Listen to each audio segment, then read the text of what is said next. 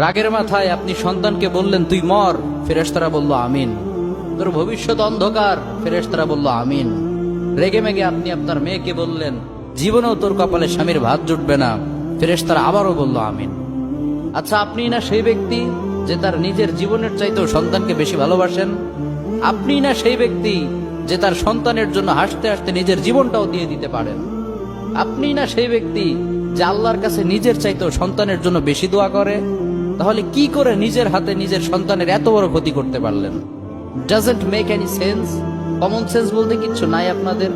আপনারা কি জানেন না আপনাদের রাগের মাথায় বদদোয়া করাগুলো ফেরেশতারা আমিন বলে? দাওয়াতুল ওয়ালিদ আলা ওয়ালাদিহ, বাবা মা তার সন্তানের জন্য যেই দোয়া করে সেটা ভালো হোক কিংবা বদদোয়া হোক, আল্লাহ সেটাই কবুল করে নেয়। এজন্য খবরদার, নেভার কার্স ইউর চিলড্রেন। রাগের মাথায় কখনো সন্তানকে অভিশাপ করবেন না। খুব বেশি রাগ উঠে গেলে তার জন্য উল্টা ভালো দোয়া করেন।